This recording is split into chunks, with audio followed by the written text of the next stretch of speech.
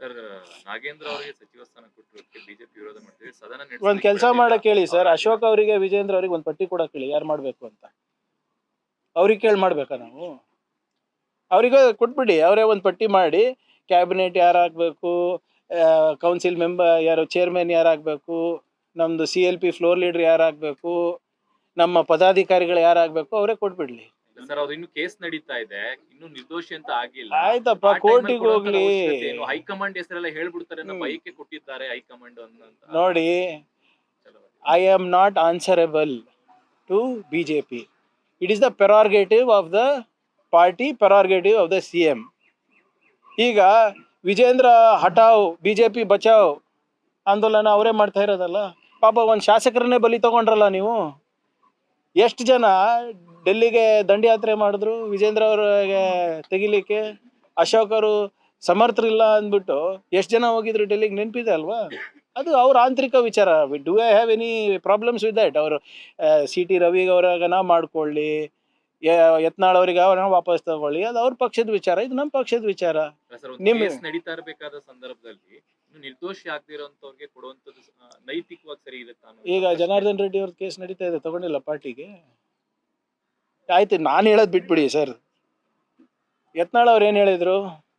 ವಿಜೇಂದ್ರ ಅವರಿಗೆ ಏನಾದರೂ ನೈತಿಕತೆ ಇದ್ರೆ ರಾಜೀನಾಮೆ ಕೊಡಬೇಕು. ಪರಂ ಪೂಜ್ಯ ಅವರ ತಂದೆಯವ್ರ ಮೇಲೆ ಇರುವಂತ ಆರೋಪ ಇದ್ರೆ ಯಾವ ವೇದಿಕೆನೂ ಹತ್ಬಾರ್ದು ಅಂತ ನಾವು ಹೇಳಿದ್ದ.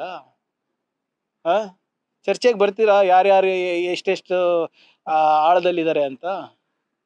ಸದನ ನಡೀತದೆ ಅಲ್ಲ 13ನೇ ತಾರೀಕು, ಪ್ರಸ್ತಾಪ ಮಾಡಿ, ಏನ್ ದಾಖಲೆಗಳಿದೆ ಕೊಡಿ, ಅಥವಾ ತನಿಖೆ ನಡೀತಾ ಇದೆ ಅಲ್ಲ, ಅಲ್ಲನ ಹೇಳಿ.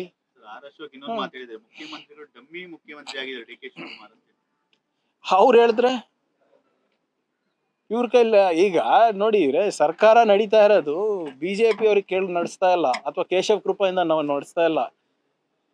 ಈಗ ನಿಮ್ಗೆಲ್ಲರಿಗೂ ಗೊತ್ತಿದೆ, ಅಶೋಕ್ ಅವರೇ ಹೇಳಿದಲ್ವಾ, ಒಬ್ಬ ಯಾವನ RSS ನಲ್ಲಿ ಕುತ್ಕೊಂತಾನಂತಲ್ಲ, ಚೀಟಿ ಬರ್ಕೊಡ್ತಾ ಇರ್ತಾನೆ, ಏನ್ ಹೇಳಿತಾರೆ ಏನ್ ಹೇಳಿಲ್ಲ, ಮತ್ತು ಅವ್ರು ಹೇಳಿದ್ದನ್ನ ಸರಿಯಾಗಿ ಅಲ್ಲಿ ಸದನದಲ್ಲಿ ಹೇಳಿದರ ಇಲ್ಲ, ರಿಪೀಟ್ ಮಾಡಿದರ ಇಲ್ಲ, ಒಂದು ಮಾರ್ಕ್ ಶೀಟ್ ಇದೆ ಅಂತಲ್ಲ, ಅವ್ರು ತಾನೇ ಹೇಳಿದ್ದು. ಅಂಥದ್ದು ಇಲ್ಲಿಲ್ಲಪ್ಪ, ಅವರಲ್ಲಿದೆ. They are controlled by RSS. ನಿಮ್ಗೆ ನೆನಪಿದ್ಯಾ? ಹಿಂದಿನ ನಾವು ವಿರೋಧ ಪಕ್ಷದಲ್ಲಿ ಇದ್ದಾಗ RSS ಕೈಗೊಂಬೆ ಅಂತ ಘೋಷಣೆ ಕೂಗಿದ ತಕ್ಷಣ ಏನ್ ಮಾಡ್ತಾ ಇದ್ರು? ಸದನವನ್ನ ಮುಗಿಸ್ತಾ ಇದ್ರು. ಯಾಕೆ? ಅಲ್ಲಿ ಕೆಟ್ಟ ಮೆಸೇಜ್ ಹೋಗ್ಬಾರ್ದು ಅವರ ಪೊಲಿಟಿಕಲ್ ಮಾಸ್ಟರ್ಸಿಗೆ ಅಂತ. ಈಗಲೂ ಕೂಡ RSS ಅಂದ್ರೆ ಯಾರ ಮೈ ಮೇಲೆ ಬೀಳ್ತಾರೆ? BJP ಅವ್ರು ಬೀಳ್ತಾರೆ. ಯಾರು ಆಳ್ ಮಕ್ಕಳು ಅವ್ರಿಗೆ ಗೊತ್ತಿದೆ. ಅಶ್ವಥ್ ನಾರಾಯಣ ಅವರ ಕಚೇರಿ ಮೇಲೆಲ್ಲ ಪೋಸ್ಟರ್ ಅಂಟಿಸಿದೆ ಯೂತ್ ಕಾಂಗ್ರೆಸ್ ಅವರು. ಏನಂತ? RSS ಮತ್ತು ಮೋದಿ ವಿರುದ್ಧ